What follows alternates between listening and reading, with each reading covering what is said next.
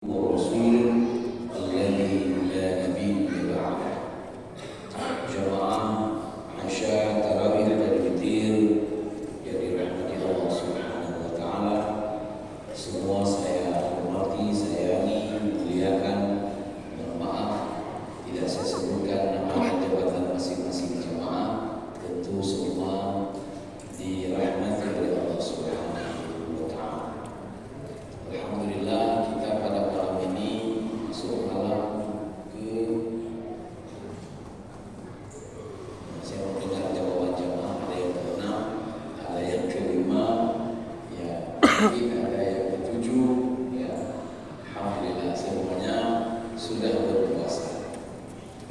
Beda itu menjadi rahmat sesekali. Nyawa sekalian yang dirahmati Allah, yang paling penting Allah masih beri kesempatan kepada kita, kesempatan untuk meningkatkan kualitas ketakwaan kita, kesempatan meningkatkan kualitas dari amalan kita. Kesempatan itu sebenarnya yang menjadi luar biasa bagi kita. Tidak ada istimewa yang lain. Tambah harta tidak istimewa, apalagi tambah istri. Nah istimewa. Tapi yang paling istimewa adalah bagaimana meningkatkan kualitas.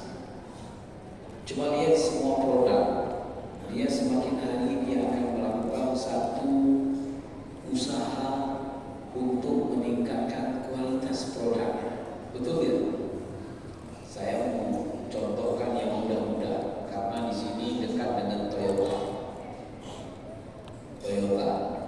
Bukankah mereka terus berinovasi supaya dia mengintip bagaimana konsumennya semakin nyaman?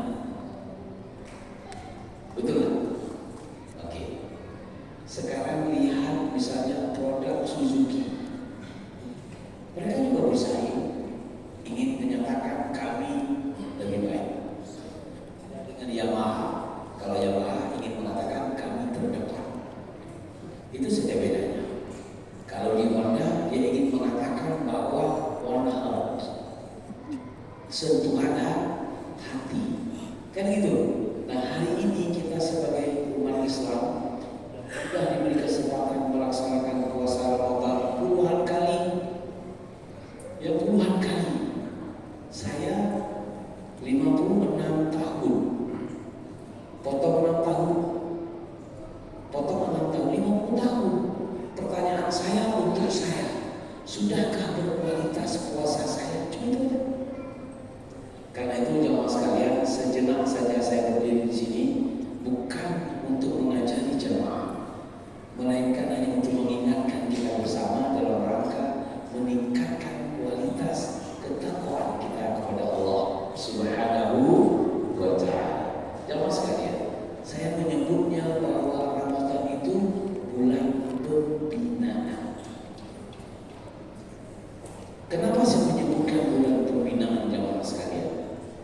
Merujuk kepada hadis Rasulullah yang bunyinya buniyal Islamu ala khamsin. Islam itu dibina, dibikin,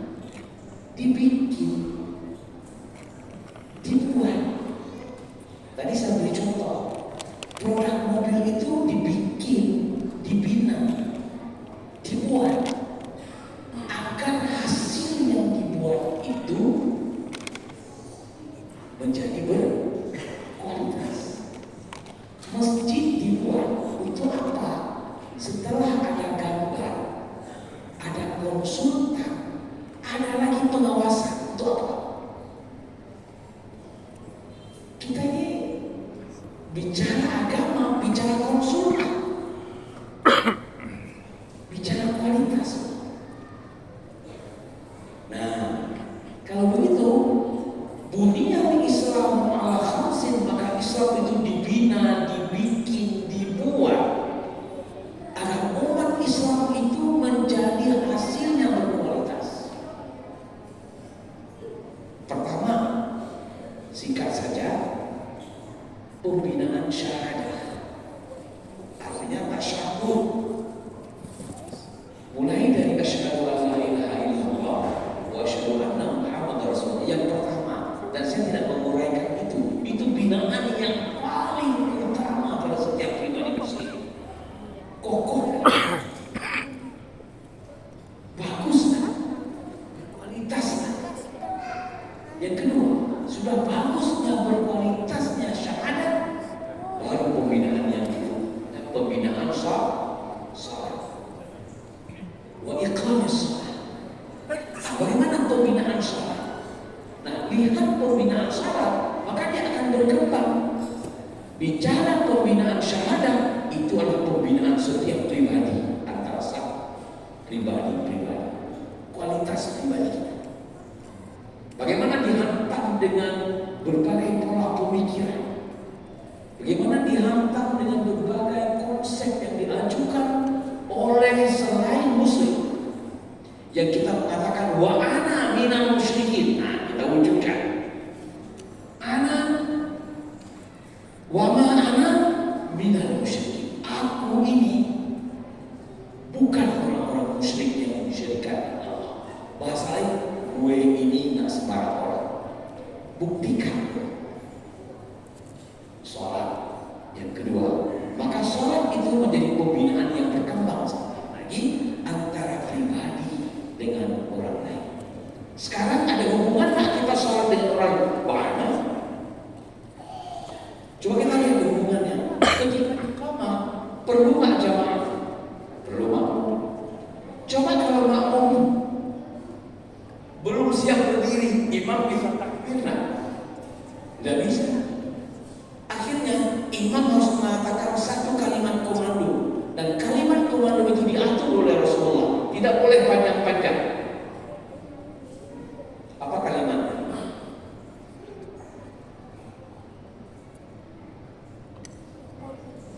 Apa kalimatnya jamaah? Kita diterjemahkan dalam bahasa Indonesia. Luruskan shaf. Kami sering dengar luruskan shaf. Yang lain jamaah bukan berarti tidak menjawab, bukan berarti tidak bisa. Kalimatnya sawu sufufakum. Itu hadis. Fa inna taswiyatas sufuf min tamamis shalah. Maka ini lagi mengaji kayaknya mau membakar. Yang boleh gue dulu menerjemahkan, mentarjimkan dalam bahasa kita. Dengan diurut dalam bahasa luruskan shaf, rapatkan tamak itu dan rapikan. Tuh. Tapi naya yang terima fa inna taswiyatas sufuf, sesungguhnya meluruskan shaf itu min tamamis shalah, dari antara kesempurnaan sholat. Maka berdirilah semua orang itu melihat urutan shafnya itu dari tumit, dari belakang, bukan ikut.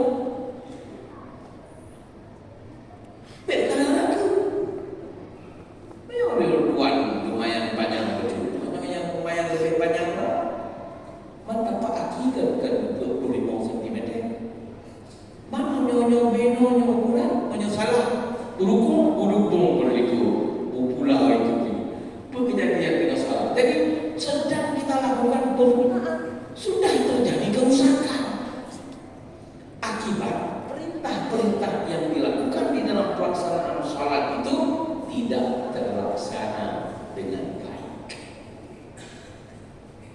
Belum lagi bicara tentang jamaah yang memiliki nilai-nilai disiplin. Jamaah yang berbahagia, setelah pembinaan dengan sholat, dengan hubungan dengan lain, singkat saya ini karena ini waktu. Kemudian yang ketiga, pembinaannya lewat zakat. Yang keempat, wasomi Ramadan. Yang kelima, pembinaannya waktu baitan manis Jadi kalau begitu pembinaan Islam itu 5. Yang hari ini kita terjemahkan rukun Islam. Saya mengajak kita untuk memberi pemahaman dengan baik bahwa rukun itu menunjukkan satu pembinaan Islam yang baik lewat kegiatan-kegiatan. Nah, jamaah, mana nilai pembinaan di bulan puasa yang paling tampak, yang paling jelas dilihat? Dan ini semakin hari nanti kita akan tingkatkan. Malam ini sedikit saya ingin singgung saja. Yang pertama, disiplin. Disiplin waktu. Mulai dari berbuka, kemudian sahur. Dari usia yang paling kecil sampai usia yang paling tinggi, tanpa mempertanyakan siapa yang tekan sirene. Nyambut. So yang nama teh tanya sampai ke diri dia tadi. Kenapa betul? Tak ada. Semua taat dan patuh untuk melaksanakan perintah sirene. Tanya juga, so dengan betul. Tapi kita tidak menanyakan itu, justru nilainya adalah itu datangnya perintah, maka untuk mengeksekusi.